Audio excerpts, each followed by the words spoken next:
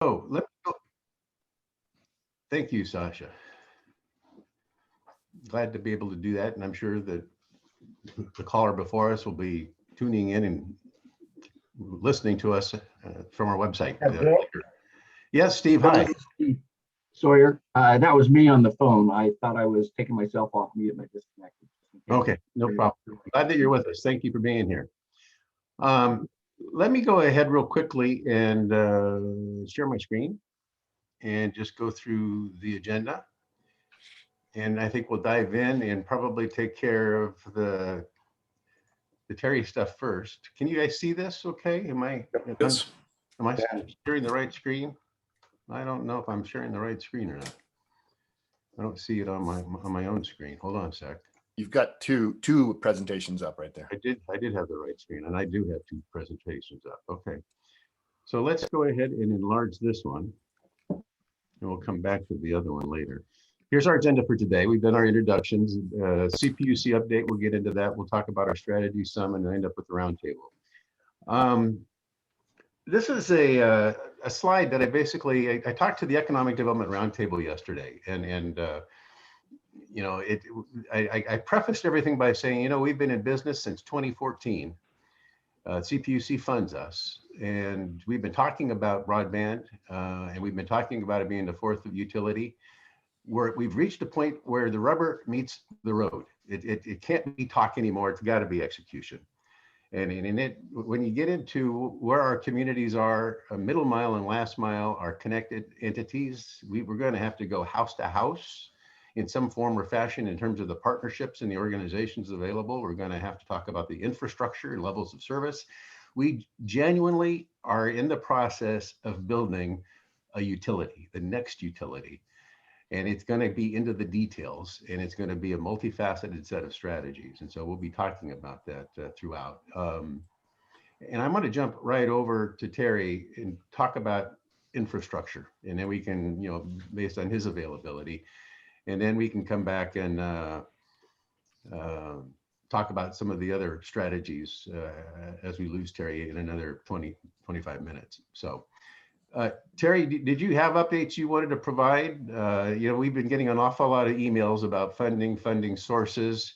I thought, you know, last week, I think towards the end of the week, there was a discussion about scenic and the middle mile, you know, statewide middle mile considerations, and that each county would get $5 million to do middle mile work. Scenic was going to be an integrator among and between counties. I don't know if you have any more details on that or not, but it's you know it's a step that's going to reinforce the direction that we've been going. Right. So I guess I covered one update before I so really grabbed control at the beginning, which was the funding situation. I don't have any more to report on that, except we're in wait and see mode on a lot of that. However, this is something I haven't talked about before, and I'm going to try and leverage this group to help me. The first thing is, and this will answer a question that Tim sent to me, is what's the status of the county soliciting partners, the RFP process. So the challenge we have is the RFP process results in a proposal and eventually a contract. And in order to sign the contract, we will need the board to approve it. So it will be difficult to make anything happen without an identified funding source. Typically what happens is we identify our funding, then we issue the RFP, we select our partners, we create the contract, we go to the board, we fund it, and we go. And before you go too far, is that hum? Is everybody hearing that low grade hum? Yep. Is that from you, or maybe Steve, has you got something going on in the background? Oh, there it goes. Is it gone? I had a fan on in here. All right. I'm sorry. All right. Thank you. That's okay. That's cool. Yeah. So that's the process for the RFP, and I need to have, I mean, I've been talking to Jory about getting the RFP out quickly. The challenge is we put it out, we get the responses, and then we sit and wait for the funding. We can actually work on a contract, but there's another piece that's missing, and that's really where I want to spend my limited time with you talking. Because nothing has been happening, everybody wants to try to do something. The federal government wants to do something, the state government wants to do something.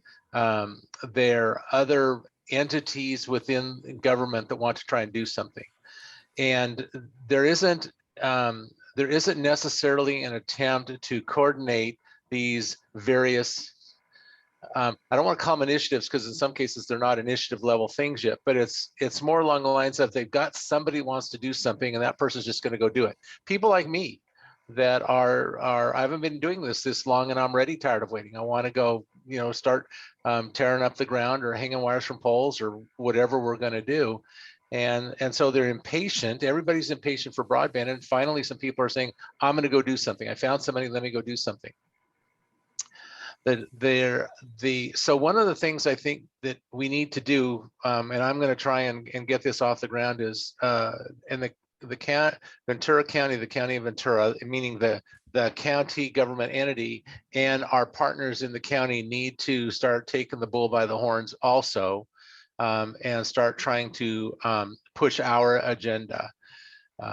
And part of the key to pushing that is I think we've got the Digital Divide Group and SCAG and CSAC and even some federal and state legislators on board with us. I know SCAG wants us to present, is if we get the money, how will that work exactly? Not generally, but exactly how will that work? So examples, we get our $8 billion. SCAG gets its $8 billion. By my math, that's about 700 million comes to the county. How's that? Who governs that money? Does the county govern that money? Does SCAG govern that money? It's been recommended CPUC will manage that money. So who exactly manages the money? Who regulates this? So we have ISPs that I don't know how true this is because I've been not in this position before. Normally I've been a consumer. I pay whatever the prevailing rate is. But I also live in Westlake Village, and Westlake Village was a hole in the broadband network for a long time.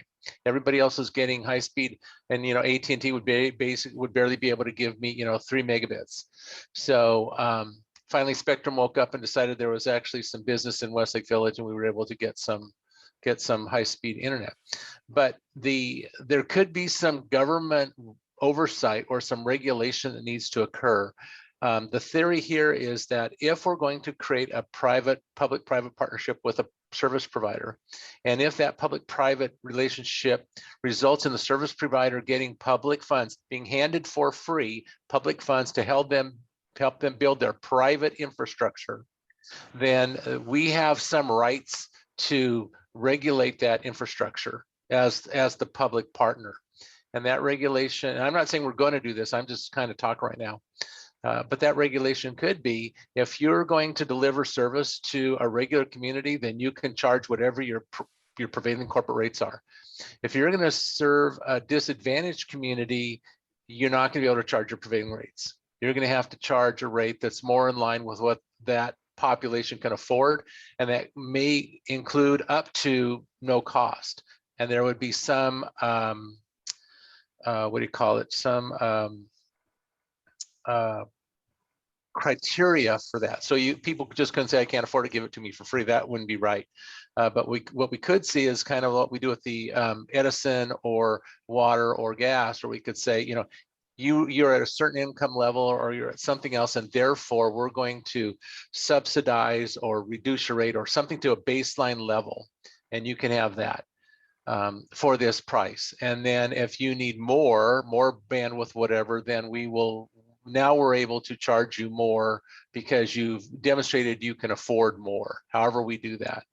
So I haven't, I very loosely floated this around, but I think and I mentioned this to Bill and Bruce Densley, really this needs to go into a proposal that we can submit to SCAG and maybe the CPUC and anybody else that's going to be responsible for this funding, to let them know that we don't really want to wait until the money shows up and then we start talking about it, because when the money gets there, we want to break ground and start going. So it would be great if we could have these discussions. Some of them will be difficult discussions regarding how we would govern the funding when it gets in. We also need to figure out how we're going to govern projects that cross jurisdictional lines. So in the case of the 126, we're going through the city of Fillmore, the city of Santa Paula, the city of Ventura, and the county. So how does jurisdictionally that work out? And then what happens when we cross county lines? So what happens when our projects go from Ventura County into LA County? How does it make sense for us to say we're going to go with provider A, who's got work on both the Ventura side and the LA County side, and do two separate contracts? Or should we try and do one contract with them to leverage the fact that they're doing work along the same path that just crosses the jurisdictional line? So a lot of talk on that, but nothing hard in writing. No decisions have been made. And I can easily see us getting the money, and then we spend the next 6 months debating politically how we're going to manage the money. So I'd like to see us start working through that now. And my final comment on this is, Bill and Bruce explained this to me months ago, how important governance was going to be, and but we had nothing to govern. And now that and I can see now the wisdom of probably having this conversation 6 months ago. But as we get a better understanding of how the funding is going to come and where the key players are at, I think that changes the view that, at least for me, that we need to be having these conversations now. So thanks, Bill. That's my primary update, which is governance. We need to get going on governance. Thank you, Terry. Any comments, questions? One question, oh, go ahead, Tim, go for it. You can go ahead, Brian, if you're ready. So on the governance side, I will just comment that Moorpark, I'm sure, would be very happy to have a seat on any governance board and help guide policy and advise policy. My question for the ISPs on the line regarding the first issue that Terry mentioned, kind of the chicken and egg conundrum of, without a project, you can't get grant funding besides the formulas you're talking about, but without the funding, you can't get a contractor on board to come up with the project. Given the billions and billions and billions of dollars coming down the pipeline for broadband from state and federal sources, would the ISPs be willing to invest time in working with the county now, knowing that funding is coming down the pike?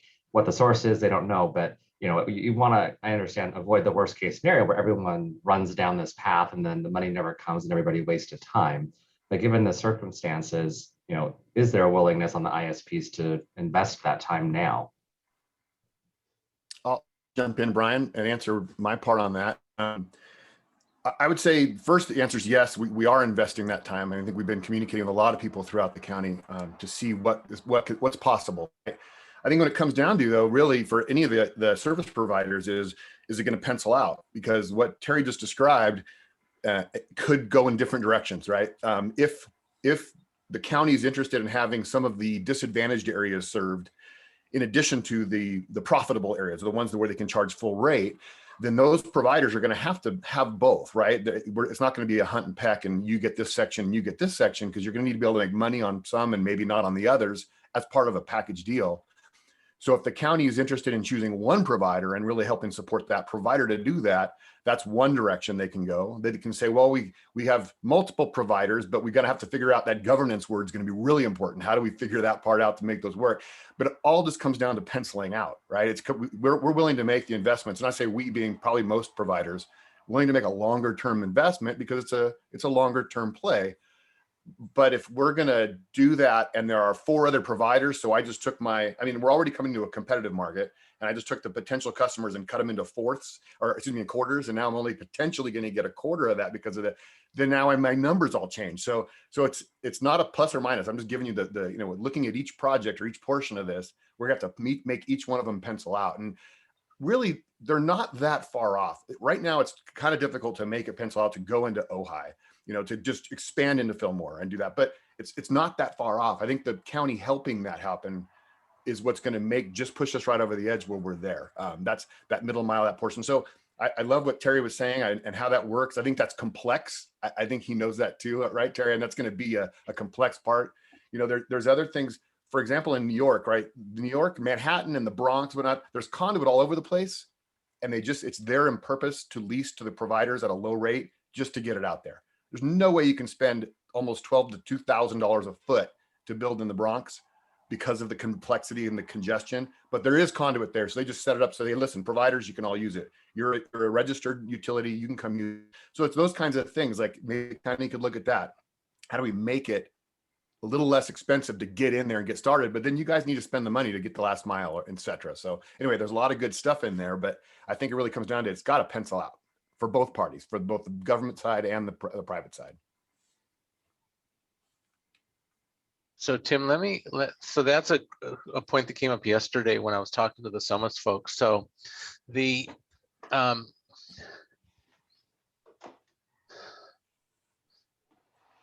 so I'm going to pick the 118 because that's the one that doesn't seem to have, well, there are currently service providers along the 118, apparently Spectrum and AT&T, and I'm particularly talking in the SOMAS area.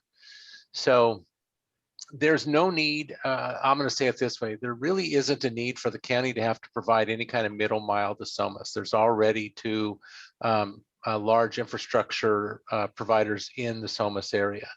And so basically what it boils down to them is, you know, getting the final miles in place to their locations.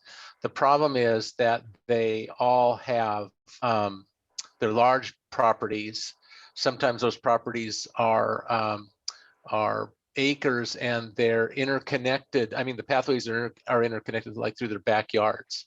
And so the final miles could become much more complicated with them in some regards because of property lines and easements, and they could be simpler because it's a lot of open fields. And so what we were talking to them about is we can, theoretically, we should have enough money that we can build the infrastructure, all of it. We could, if the county was big enough, they could do it by themselves. We could hire one ISP and they could build out, 300,000 dwellings, or we could split it up, whatever makes the most sense. So I think the money's there. The question is, I guess the question based on your comment is, if we basically give the money or give the infrastructure, same difference. The result is the ISP didn't have to really, other than time, really have to invest in the development of the infrastructure. What then becomes the concern from the ISPs in terms of delivering the service? I know they still have maintenance and support and a number of things that are involved, but assuming that the infrastructure is already there, literally to the doorstep, how does the penciling out work there? So great example, I think. And also SOMAS, they're all willing to spend the money too. That's not one of those areas where they don't have the cash. And so I think as a community, They've talked about that. They have. So I think what makes that a little different than I've seen in some other communities is that as an ISP, and this is even more so for the incumbents, for AT&T and for Charter and whatnot, they kind of have to own their own fiber. So when if you come put the infrastructure and say, who's going to use this fiber, the county's going to manage it, that doesn't seem to work for most of them. Some of them are a little more flexible, but for the most part, that conduit access is really key. So for example, if you went down that backyard stretch and you had a 4-inch conduit with 4 1-inch interducts in there or whatever, and a couple of pull boxes as you need them, and said, okay, it's ready to go, structured agreement with the county and you can utilize this, that's cutting down on majority of the costs of infrastructure and putting it in. And then the ISP is responsible for backhaul, service, truck rolls, all that stuff, right? And so that to me seems like a really good example, and I've seen that working in some areas where that's probably the best. Riverside put fiber everywhere, and I don't think it's actually taken off very much. It's not the model that seems to work for the ISPs so much. Because also, if you recall, if you get it, the ISPs have to make some sort of an investment in their own network to make sure their values are continuing to be there, whether they're public or private, publicly held or not. So that part I think is important. And if that helps get to the areas that probably you wouldn't put a pin in the map because it's too expensive to get there or too hard to get that piece in place, That's one of them. The second might be some middle mile fiber. So if I just want to go to serve Ojai and I want to build out in Ojai, that's fine, but that's a huge expense to get to a pretty small town to get to Ojai. If the county was able to put that in place and say, hey, here's 12 strands of fiber, we put this in place along the bike path, that sort of solves that problem. And I think that then gives us the chance to invest in that. So hopefully, does that answer your question? That answers my question. And I was talking to Mike last night about this particular point, and I don't think the county really wants to be in the business of building out final. Well, I know we don't want to be in the business of building out final miles for the reason you said. We then own the infrastructure, and then we get into that age-old IT problem where, oh, the internet goes down. Well, whose problem is it? Is it the ISP's problem? Is it the end user equipment problem? Is it this county-owned fiber problem? And what we really want to do is we really want them to say, call your ISP and work it out with them. Yeah, because that's where the service needs to be. So we definitely don't want to get into that any more than we absolutely have to. I recognize we might need to in some places, but generally speaking, we don't want to do that. What we'd rather do is be able to sign a contract with an ISP and say, okay, we're going to provide funding for you to build out Fillmore or to build out SOMAS. You put together the plan, we sign a contract for it, and you go. And then you're responsible for all of the infrastructure in that area. But you did it with some public funds, and then you provide the service. And that's where we get into the governance. So now, since we've invested in the infrastructure, what rights do we have to that infrastructure in terms of how it's handled? Yeah. And that's the part I think it's going to get interesting. I'm with you. Yeah, I'll make one last point because I know it's almost 9. When you do just the conduit and you have that there, it's almost, and this is why a lot of counties are kind of looking over it at Darren's side of the house, where it says, we do need to govern it. Maybe it's kind of like a road. You guys kind of just be in charge of the utilities that are utilizing it, annually keeping track of that, et cetera. Because here's the road we put in place, but we're not buying the cars. We're not buying any electronics. We're not even putting roadsides up. You guys put in your own head end, you put in your own everything. And then we're just giving you that pathway at a low price so you can get there. I think that's kind of where that goes. Right. I have to second what Tim was saying, that if the county built the conduit, they would have no responsibility for maintaining the service through middle mile or last mile. Whoever is leasing that or using it under whatever agreement would still be responsible for the service. What Tim is getting at is the county is in a position to make an investment in that infrastructure that drives the cost up really high. Build that infrastructure. By infrastructure, I mean conduit or whatever kind of pathway that's passive, that has nothing to do with service other than it just houses it. Thanks for your patience. I was trying to wrap up the other call. All right. So Bill, on that note, and everyone, thank you. I'm sorry I had to bounce this interesting day. Yeah. So and appreciate your offer, Brian. We definitely want to include us, or is Clinton here as well? George, you're not on. George, you're gonna have to mute. Thanks, Terry. Yeah. So appreciate everybody's interest to participate in the stakeholders. We'll try and get a draft of something on where I was going with this. Is I wanted to bounce some ideas on governance off of this group. So I'll get something out, and we can, at least amongst the consortium group, talk about some of these ideas and get some input before we shoot it off to a larger audience. So thank you all. Have a good rest of your day. Thank you, Terry. Bye.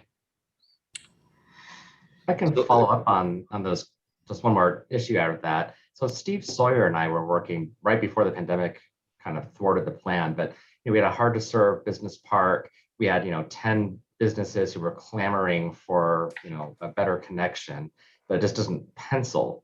So our planning was to throw the weight of the city behind outreach and basically go door to door to these 50 businesses and say, hey, we have an ISP charter in this case who's considering this. They need to know that if there's demand for the service. And so the model was, on Tuesday at 11 o'clock at City Hall, Charter is going to talk about what the cost would be, what the time would be, and there's looking, are you interested? If we build it, would you do it?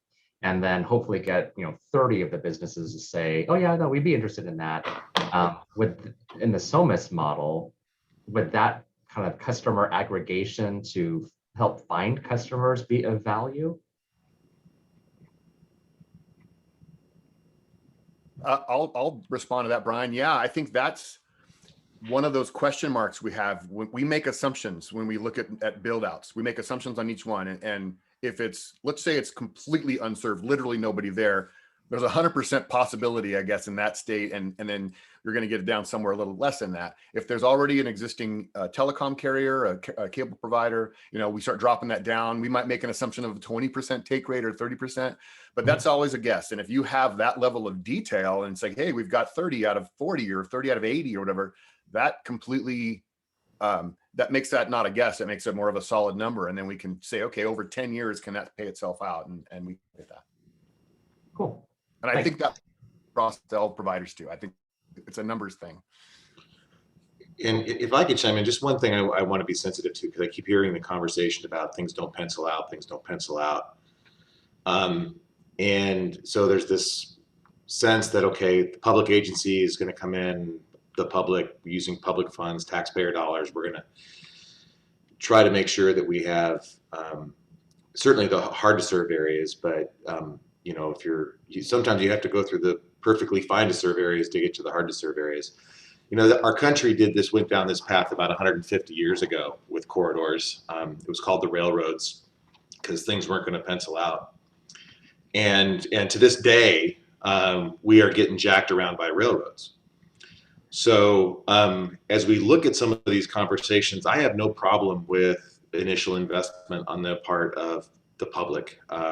We did that with roads, and now everybody benefits from them. We didn't do that very well with railroads, and we continue to be, in many cases, the railroads run roughshod over any number of different public processes and public infrastructure. So as we look at the infrastructure being put in place, my caution and my input is fine if things don't pencil out now, but if the ISPs are there needs to be a revenue sharing model that brings back the revenues back to the taxpayers and back to the public agency for future investment. I know that it may take some time for numbers to pencil out. We all have pro formas. We operate that in the public sector too. But I want us to be careful that we just don't put something out there and that then the public does not benefit from what will be presumably profit on the part of internet service providers. So I just don't want us to be in the same situation that we've experienced after being working with railroads for a very long time. That's not to say that there's definitely a middle ground on that, but I hope that we as public agencies, and it'll be a conversation I have with Terry and any of my governing board members, is that we can do a part of this. It's important to do a part of this. It's critical to serve places like Ojai and Santa Paula, Fillmore, Piru, Somas. But let's not, we're not giving away the farm is not in the best interest of the public agency either. So that's my only other caution as we talk about it. Not to put a bucket of ice water on the discussion. I just want to make sure that we keep in mind that there is other public benefit that should come from this and revenues shared if we're able to serve communities that otherwise wouldn't. Just another sort of just further conversation that gets a little deeper into the discussion. Thanks, Bob. Yeah, thanks, Darren. I think that's the railroad discussion is fascinating. I'd love to hear more about that and the specifics of it because I know a little bit. One of the possible differences too is that that's such a monopoly that almost you can't. There aren't 3 railroad tracks going down the route, right? It's just something that doesn't happen. And so with telecom stuff, it started out with there was the bells and that was it, and then it just kept moving on and it changed from voice to now data, and we're actually bringing in that rail, right? We're bringing that second one, and you might be looking at going, we don't want to do what we did in the first one because that didn't pencil out for us as well. It didn't require them to speed up their trains or do things any better. And so in this next one, we want to watch out. So I totally get that. That makes sense. And There's just, I think, looking at it in a reasonable way to make sure that the benefit to the community is not the 2% or the 4% that they're going to get back on that return. It's the businesses and the residents and the things that are able to work from home and go from school from home because of this. That's the benefit, I think, ultimately. But the county shouldn't put completely everything in place or whatever the entity is. And I agree with that. I think there should be something that makes sense there. But the roads are a great example, right? That's just, you put it in, there's no cost benefit unless it's a toll road, which the county doesn't have, but it does create trucks and commerce and things and stuff. So, yeah. Fascinating discussion. And I just can't tell you how much respect I have for all you guys. It's thoughtful. It really, we're all trying to get to a higher place in terms of where this is all going. We're all trying to define the win-win, and I don't know where else this kind of conversation is occurring, but it needs to as we go down the road. We really do need, and I applaud Terry's honesty and his openness in terms of his deliberative process. I just celebrate the feedback that you guys give him, and I know he values it. It's really an interesting time, and I think that there's some frankness that is important here, and I'm an observer of all this process, and I've got my own frustrations that I really value your feedback on. This triangle, it kind of captures where things are at right now. And I'm not going to call out any names, but I'm still struggling with how come people don't see how these things connect. There was a meeting that we had with a couple of municipalities, and Terry basically said, I'm got this middle mile piece, and I'm going to be wanting to come through your town and connect county facilities, the very top, part of the triangle. And that's my agenda. That's what I need to do. And tell us what you need. Tell us where you want to go. And the feedback basically came back was, have fun. I mean, it was not nice that you're passing through. What do you want from us? I mean, why would we? Why do we care? And I'm fascinated by this. I don't want to put a value judgment on it, even though it may sound like it. But I'm fascinated because the dots of 100% of putting a utility in the town and the middle mile conversation, they're not connecting in a lot of people's mind. They don't realize that the inclusion, which is in the middle of the triangle, you have to go through certain steps in a community. You have to start connecting the top dots, the anchor institution. You got to go do some planning for what the municipality wants. You got to talk about economic development and business plans. You need to be, if you're going to do 5G, put a grid so you've got the micro cells. But for whatever reason, and I kind of got back on my heels in the midst of this conversation, and I said, look, there's a significant expectation when all of these funds arrive that this inclusion problem is going to be solved. We're talking about broadband as a utility to every home. How are you going to do the middle if you can't work your way down from the top? And people don't understand that yet. And so I reflect that back to myself. And as a consortia, you write these memos, you say this stuff, but people haven't gotten the memo. They don't understand yet how these dots connect. And I find that very frustrating. And so I share that with you, in that I'm hoping that you can teach me how to talk, how to communicate, give us a different metaphor. I mean, whatever we need to do to break the code. I'm concerned that on our city council days these days, we're still, it's still going in one ear and out the next, and people aren't seeing this. Hey, Bill, yeah. if it's any consolation, I share your pain. Yeah. And that is something that, transportation's been around for 100, for centuries. And our local agencies sometimes, and I think it comes back a little bit to just the way Ventura County is, unfortunately, is we are a disconnected county in so many ways. And so we find our territories, and that's where we're comfortable and we're safe.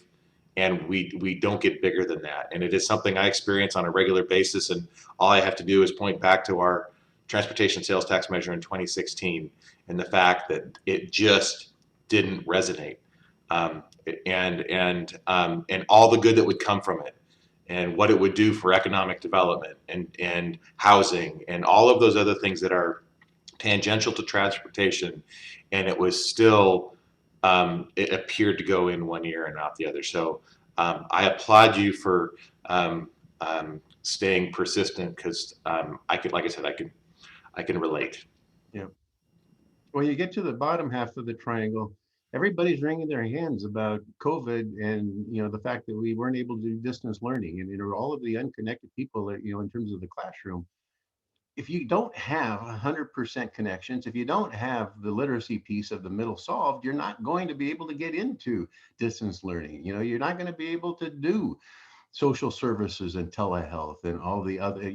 We are going to still have telework issues if we don't have that 100% connectivity that we're looking for as broadband as a utility. So we can't do the cool stuff if we haven't been able to get the community engaged across the board and solve the inclusion thing in the middle. And so Terry, God bless him, he's the tip of the iceberg. But there is a whole process that needs to be initiated. And I'm not sure how to get that message out, because, you know, it's going to be a tough hill to climb in terms of getting people to understand what we're trying to do. Well, this is Steve. Go ahead, Steve. That conversation. You know, part of the discussion should not only be the issues of connectivity, but also affordability. Because as you well know, as Brian and others, you know, spectrum is pretty well deployed throughout the entire county. I mean, residential service, you know, there may be pockets, mobile home parks, or some, you know, right of entry issues where we don't serve a particular area. But we're finding, when I've asked cities to provide me with specific addresses of where they're hearing that there's lack of connectivity or connection to our system, I'm not able to get addresses.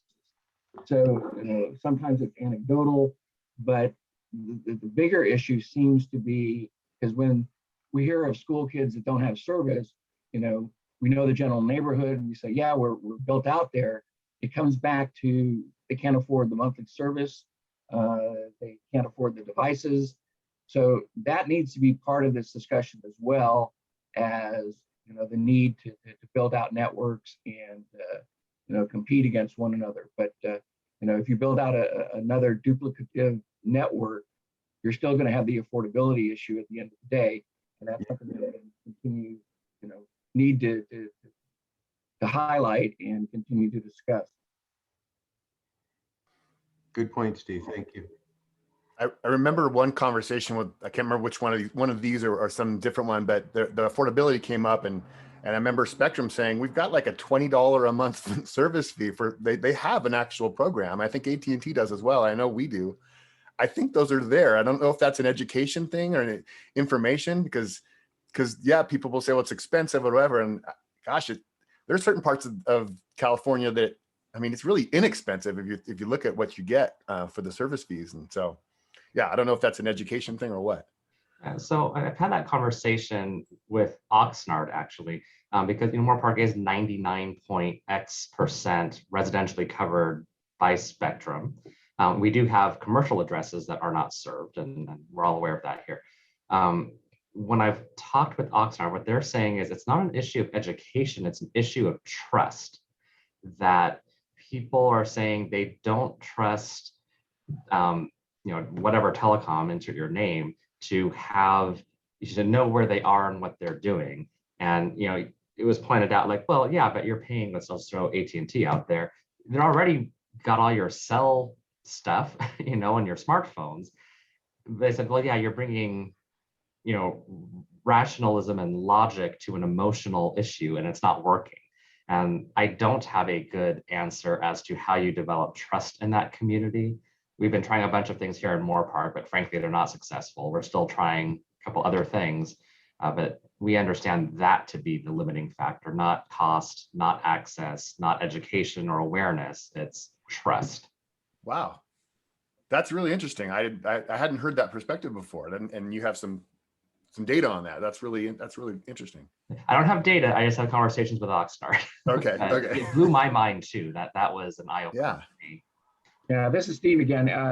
We've heard that story from other neighborhoods or other communities as well. So it's not specific to just Oxnard, but yeah, there's a lack of trust providing information to get the low cost broadband services, and just, it is an education issue where we need to inform and say, we don't require, at least Spectrum doesn't require social security numbers, to enroll, and other criteria that is pretty lax. But again, if people don't know about it, they're not going to sign up.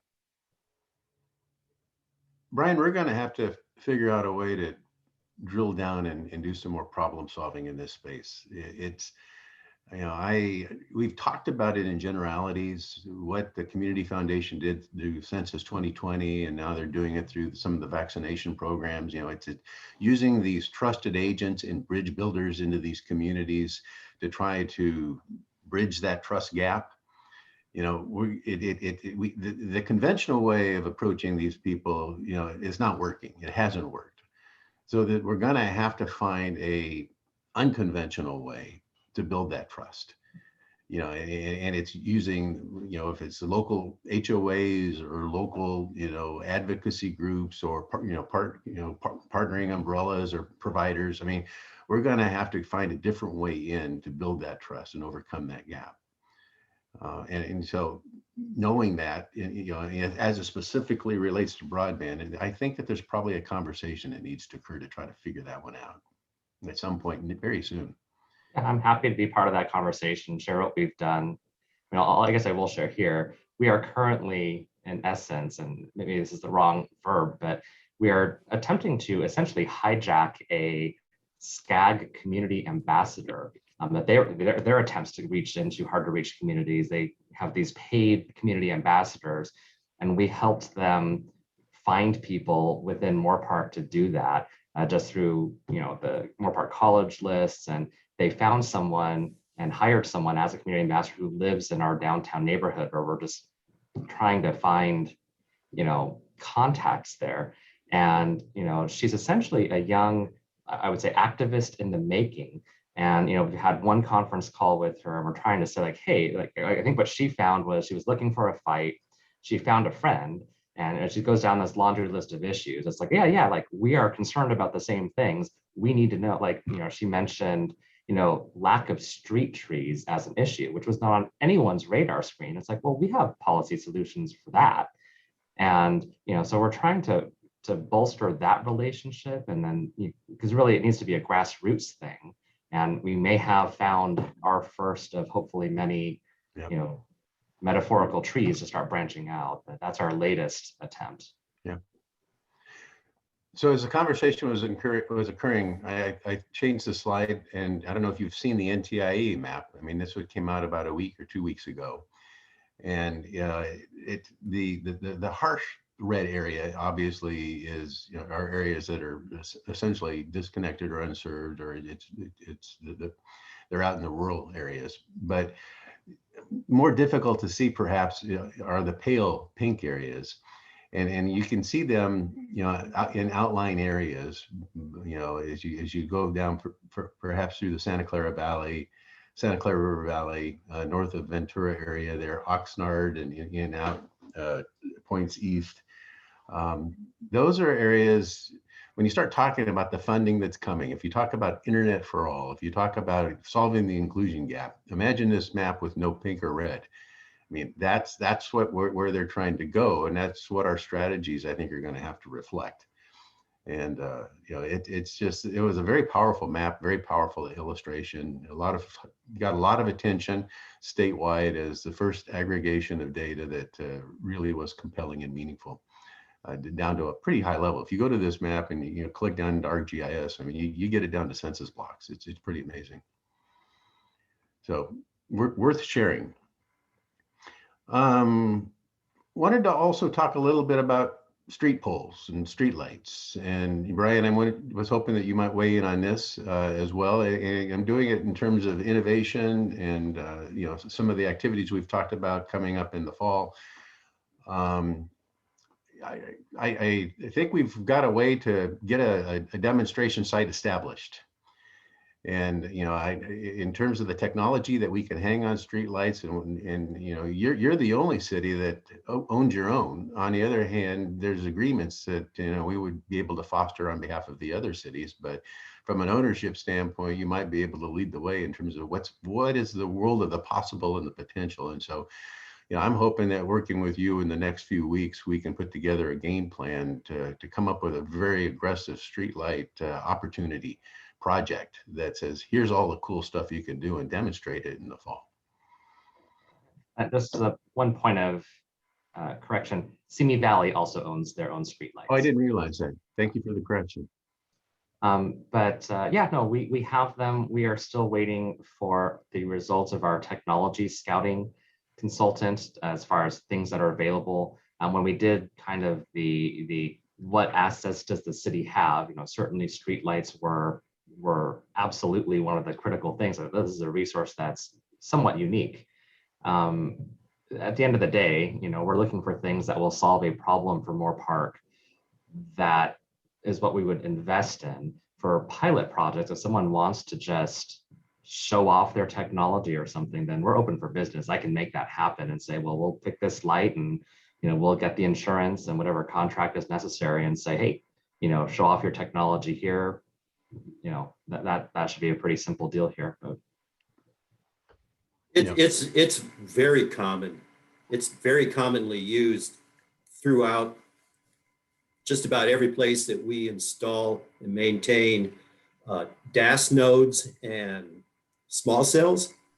It's very common to have them built on street lights and traffic signals. You know, it's been a common practice for at least 10 to 15 years. It started out where cities would get ownership of specific lights so that they could then license them over to the small cell or DAS provider. You know, some cities like I think Chula Vista and Moore Park, if I understand correctly, Brian, have purchased them all or gained ownership of them all. And then typically the jurisdiction owns its traffic signal poles. But we've been installing DAS nodes and small cells on street lights for some time. It usually requires that light pole be replaced so that the light pole that's put in place is structurally sound enough to accommodate the equipment, which is growing smaller and smaller all the time, as well as have a route in the inside of the pole for cables, fiber and coax and power. Very common. Yeah, Very actually, common. I guess it's so common, I take it for granted. We do that. So we actually have, as I understand, well, first off, we have an agreement with AT&T that licenses all of our streetlights here, the ground rules for that. They have two up. They have two that are on streetlights that are actually owned by Edison still, that I think we're processing currently. And to your remark about gas nodes, we don't actually own 100% of the streetlights. We own 90-something% of them. For streetlights that had something that generated revenue for Edison, like a gas node, for example, that was already up there, they retained ownership of those because they were, you know, lucrative essentially. So we are definitely doing all of those things. Is there an entity that is like a streetlight central? I mean, they would be the repository of all cool things that you could do with streetlights. You know, Well, there's I mean, some of the manufacturers, like we're working with, we built a DAS network in the parking lot at SoFi Stadium, the Rams football stadium. And those are privately owned streetlights, but the architecture is the same. And the manufacturer, I think in this case it's Amaron, has been building streetlight poles specifically to accommodate small cells and also extension, because now there are a 5G expansion taking place at the stadium. And so they are providing, well, selling, but, you know, developing and selling pole top extensions, shrouding, doing everything they can to accommodate the equipment while maintaining the aesthetic. You know, that's always been the big challenge in jurisdictions like in San Francisco, or you name any city, Laguna Hills. The aesthetic is really important to them because the form factor of the equipment, you know, is kind of contradictory to a nice aesthetic. It's getting better. And typically the carriers would much prefer to make their installations on utility poles on which they can own that space to which they attach. But, you know, there are too many portions of towns and communities that don't have utility poles. All the utilities are underground. So the only vertical structures are street lights and traffic signals. The cities are not going to want new vertical structures going in the right of way, you know, on sidewalks or where it's visible. But it's you know, offline, if you want to talk to me about examples, I would. Yeah, I've got a ton of them. yeah, that'd be great. And I'm going to create a little small working group on this topic, and both of you will be in that. Amaron, I don't know if they're still there, but years ago they had a manufacturing facility in Fillmore, and it'd be worth pulling the thread and seeing if they're still around. And you know, we may have a. I know Brian, you're probably your Siemens streetlights but Amaron would, if they're a homegrown company, might be also part of the conversation if they're still here. So worth checking. And I don't believe Siemens actually manufactures their own streetlights. Yeah. I think they're third party and they just maintain Integrator, more of an integrator, perhaps, or installer, you know, with the system overall. installer maintenance. Yeah. And just as a heads up on this slide, the SB 556 is current legislation currently being, you know, in the mill, and the quote is directly out of the pending legislation, and it's about, you know, making all streetlights available for all things, kind of thing. So we'll have to keep an eye on it. There's a beautiful example in Ventura on Thill, right across the street from the county government center. Thill dead ends at Victoria there. Mm-hmm. There's a Union Bank building in the center median is one of the early attempts to take a typical street light was a concrete or granite 8-sided structure that wouldn't accommodate wireless equipment on it, but we found a manufacturer, a fabricator in Oregon that could produce a pole that, you know, unless you got right up close and investigated closely, looks just like any granite street light, but it's built to accommodate telecom equipment. Mm-hmm. Right there across the street from the county government center. And that's an early version. They're getting much thinner, more streamlined, and the form factor is improving all the time. Interesting. Good to know. And the 5G equipment requires not as much shrouded and enclosed equipment. You know, it's more self-contained, often radio, repeater, and antenna in one small unit. So I wanted to just spend the next, as long as it takes, 10, 15, 20 minutes, just going over a couple of updates as we go around the table and answer any questions and provide you whatever else we need to talk about. I've covered most of the items on the agenda. I won't run through the slides on the other pitch right now, but I will pass on the fact that, and I guess I could probably email it to you in the midst of coming up on Monday again for review and comment. That's what you're talking about?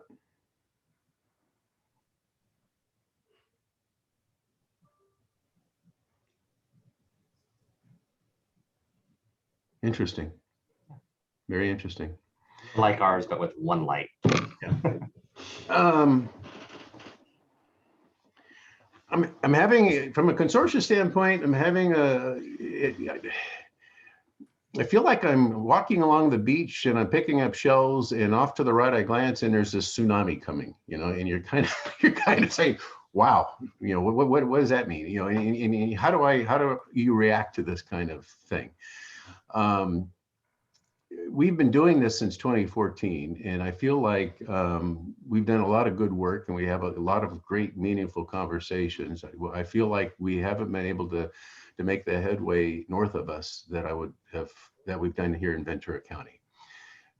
There's been significant conversations in recent weeks in both San Luis Obispo and Santa Barbara counties at the Board of Supervisors level. They're currently looking at broadband strategies for those two regions. And everything that I'm hearing, the name of the consortia is coming up. They remember meetings and conversations we've had, but I'm also concerned that there's a lot of reinvention of the wheel. The discussion is, let's create an advisors group. Well, we have advisors groups up there. Let's go off and do a strategy. Well, we've had an awful lot of strategic thinking in there. We've got North County fiber rings, and we've got discussions of different other things going on, and so I'm thankful for the leadership of Bruce Stensley and Terry Theobald and Mike Pettit before him, because they gave us a real solid foundation here in Ventura County. We don't have that kind of foundation up there, and so I'm in the process of taking some of the early presentations that we did. In fact, Tim, back in 2017, you might recall when we talked to the city managers in San Luis Obispo County, and that presentation kind of was where I started with, here's what a consortia is, here's who's funding us, and let's talk about what we're doing post-COVID and how COVID made such a big difference in our scope of work. So letting those conversations are occurring, they're very interesting, but I feel like there's an awful lot of spinning of wheels as those areas north are not hearing what we're talking about here in the south. And I wish we could take a lot of the stuff that we talk about here and port it up there so they'd understand that, yeah, this is the direction, this is the opportunity, this is what the kinds of conversations that need to occur. So I'll pass that on. I've also there's been a number of discussions about the ARPA money, for those of you that are tracking that money closely, there's 3 areas that are safe harbor. If you're doing broadband's one of those. And if you do broadband, yeah, go ahead and do it. Those funds apply. So the question is, why aren't we seeing more broadband discussions with that money? I have to only surmise that it's because of all the other money that has broadband on it. If the governor's sending other money and Scenic is coming in with its $5 million per county, and NTIA is doing their money, and USDA is doing their funds, and EDA is doing their funds, that the ARPA money is just kind of being used to play catch up and to do other things. I don't know that for sure. Maybe some research 6 months from now will tell us otherwise. But at this point, folks have come and said, why are communities wanting to do more with the money they have today? And why isn't there a more active discussion about broadband? And I don't have an answer to that, but it is worth talking about and wondering and thinking about. Bill, I think that's a really good point in regards to, I feel like people don't know how much it costs, right? So that's where it's important for us to educate and have that conversation, because it is kind of getting like, oh, well, there's the California recovery, like there's all these other funds, like, let's not put that as a priority. And I think it's important that there's conversations, that there's advocates. Brian, you mentioned you might have somebody who could be a strong advocate, grassroots advocate. I don't see those organizations. I don't see the conversations happening on that grassroots level, where with everything else, of course, homelessness, like all of these other issues are going to have a whole community behind it. So I think it is a good topic to kind of discuss, like, how do we get those grassroots conversations? How do you use a consortium as an educator on, like, hey, this costs this much money. Like, we actually do need it from all these different pots. Once you start seeing what it actually, what it would cost, even if you're in a partnership with a corporate company. So, yeah. Well, speaking for our city, We are going to our council in 2 weeks for direction on how to spend ARPA money. We had an internal meeting to go down the laundry list of ideas across all of our departments, and it was understood at a staff level that a lot of the intent of this ARPA money was for broadband. We have 3 broadband projects that are in our minds, and we will be presenting that to our council, as this is a pretty good, darn good option for that. The biggest one, dollar amount wise, is probably the Meet Me Room possibility. I'll share now. Our deadline was last week to submit responses to our RFI. We did receive 4 of them, and I have a meeting with our consultant at Magellan Advisors on Tuesday to go over their, translating that from technical specifications and thoughts to should we build it, which is the question that I need to answer for us. So from our standpoint, broadband is looking, it is a broadband funding thing. For the other pots of money, we want money from any and all of them. We're not picky. But on the flip side, I'm also the only city here on the call today. Right. So, we're. No, that's what I get. You guys are a great example. You guys are a great example of what, what needs to happen. But I feel like in other municipalities, people already had their list for rainy day. Like if we were to get funding somehow, they already have their priorities and their list. And broadband was on your radar in Moorpark before everything, before the funding started coming. So I feel like those preparations, those conversations, those maps, they're not there in all other municipalities. And it's almost kind of just a little bullet point for them, where they have all these other things that they already have established and plans for. So I think that's where we need to figure out how we can help. Yeah. Talking to the Economic Development Roundtable yesterday, I said, we have 10 cities here in Ventura County. We got 3 that get it. We have 3 that don't. And you have about 6 in the middle, or 4 in the middle that are lukewarm. They can spell broadband, but yet they're just waiting and seeing what's going on. I mean, and that just, maybe that's a common, happenstance here in Ventura County. I mean, it's some people get the memo and other people don't. And Brian, you guys are hot. I mean, you've been leading the way, and we appreciate that. Hey, Bill, just one of the things, so you think about it. I mean, Ventura County, as far as Central Coast counties, has always been on major issues, probably the leading, and a county that leads with its CEO and other players. It's been recognized at the state level. There are reasons why Mike Powers and Mike Pettit and Terry. I mean, we have a history here where we're ahead of where Santa Barbara and San Luis Obispo are on things that are a little bit not the usual, where we're pushing the envelope a bit, and that's been. I've certainly seen that in my 14 years here. That it always seems like Santa Barbara and San Luis Obispo are just a few steps behind. Maybe just because they're, it may be a more complicated territory. It's not as close to Los Angeles. You don't have some of the relationships. You have to deal with more urban environments. I don't know, but it is. So I understand what you're saying about the other 2 counties maybe not being quite there yet, but I think we do have a history of that leadership, that those 2 counties generally they're a little bit more independent, so they're just going to do it their way.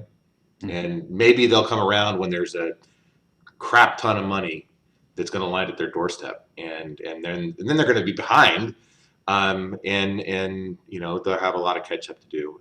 At which point you'll be really, really busy with San Luis Obispo and Santa Barbara.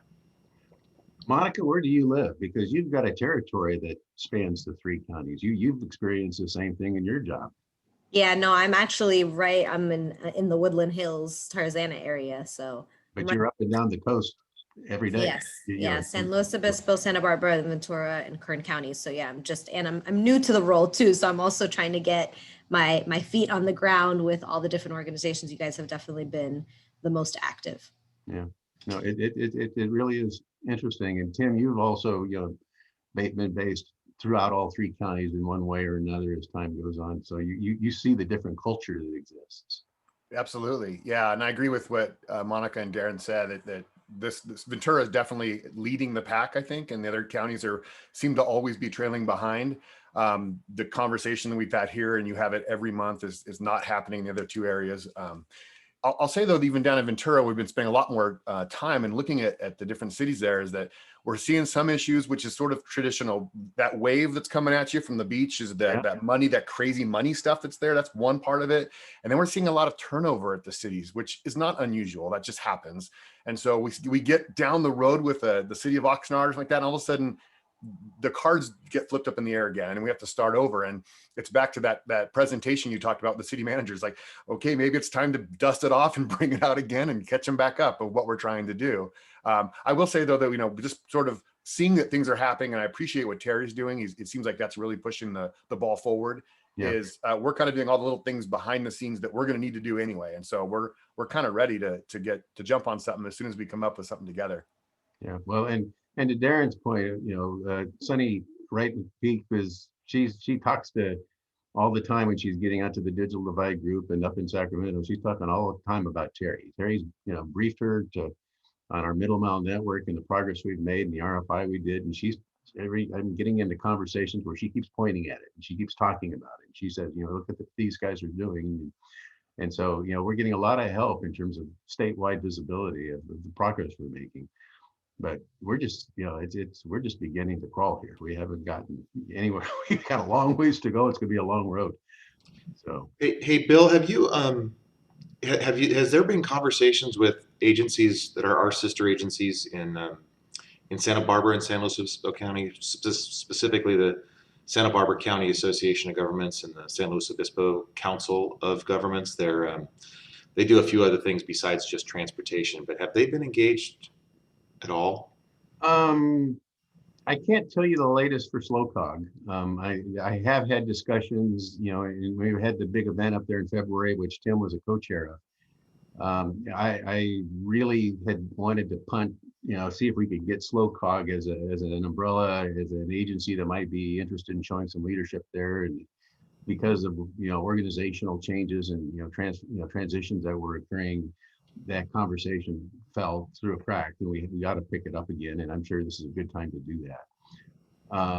I'll jump in real quick. I talked to Margie on Tuesday, Darren, and she's saying she's just kind of they're starting to push this on her group right now. She's like, I'm just learning this stuff. So I told you they're 3 or 4 years behind us, because that's how I got pushed into it about 3 or 4 years ago. Yeah, well, and in Santa Barbara County, the supervisors, Mona, I guess, they punted to SB CAG.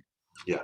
Yeah. That's Margie. Margie Kern is my counterpart in Santa Barbara. Yeah. And with the distinction though for them, why they should absolutely be engaged, is they're the equivalent of SCAG. They're the Metropolitan Planning Organization in Santa Barbara, as is SlowCog in San Luis Obispo.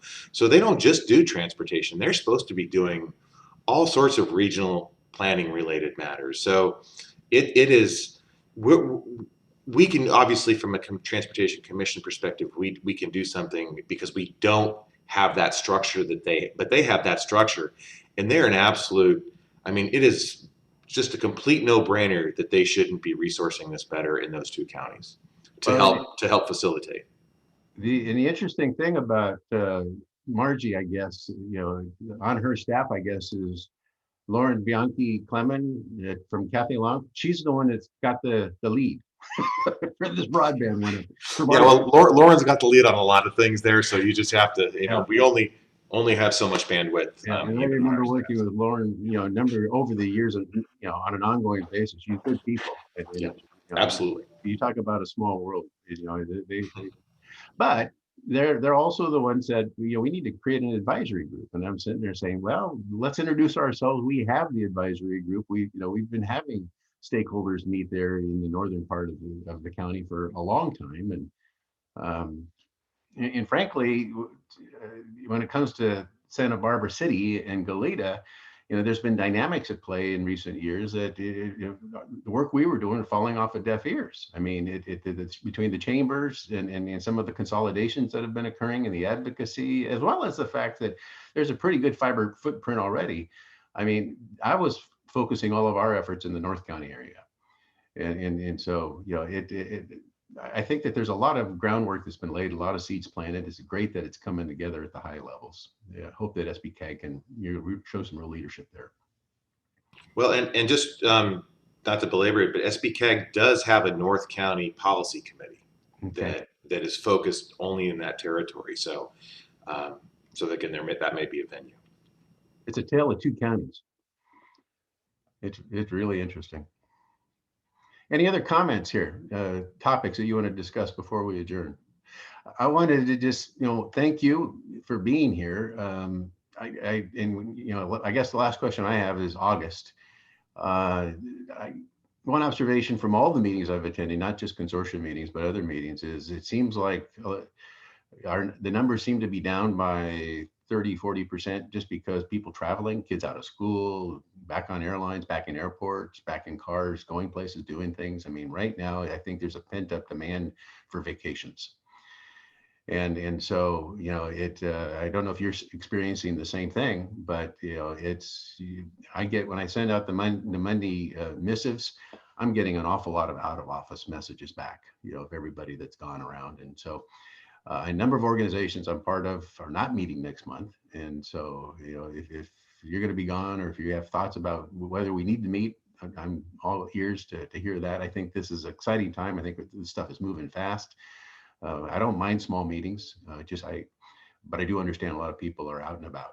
So I'll put that out there, thinking about it. I'm out next month, not for vacation, but I know I'll be out of town. So Not for vacation. Yeah.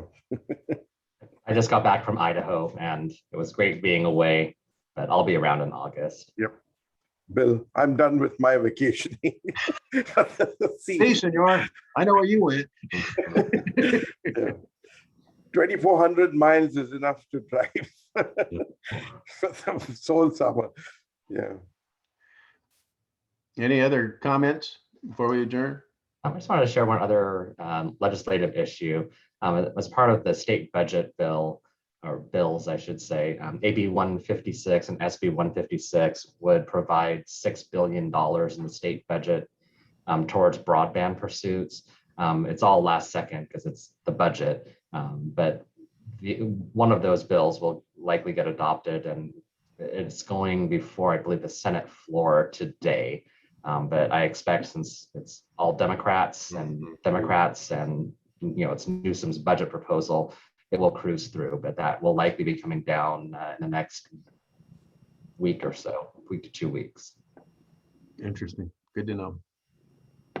Is that next year's money, or does that authorize money for? It would be just basically part of the budget for California and for the next fiscal year. Okay. Brian, and that's all part of the budget surplus. So that's the right. Yes. Yeah, but it just goes to show, there are other bills that have, a couple of years trying to get funding, and CASF reform and and then it's a priority in the budget and we have a surplus, so it just gets done, in 2 days. One other observation I'll share, you triggered a thought. I don't think I'm talking out of school. I think that the role of scenic in terms of integrating the middle mile network is interesting. That, when they talk about these monies from a Sacramento perspective, they're looking for an agency that has the experience to do certain things, and Scenic they see as running a statewide network, and so they have confidence that that's what the role of Scenic could do. Scenic has very limited capacity. When you talk about Lou Fox, who runs that organization, and you talk about the people they have statewide, it's a very, very small organization. And so I think there'll be guides and coordinators, but I just don't see a lot of work there. Same kind of thing is happening, I believe, in the agency that funds us, the CPUC and CSF. I mean, literally, when I go up to all consortium meetings, the whole agency is there. I mean, we're talking about, maybe a dozen people. I mean, when you start talking about infrastructure grants and adoption grants and, consortium grants, I mean, who you see is what you get. That's where we're at. And it's virtually the only group with the experience that can do what, apply money to broadband. I mean, and so when all of this money comes, and they, what I've been told, what I'm hearing is they're going to be looking at CASF as being one of the prime distributors of a lot of the funds associated with projects.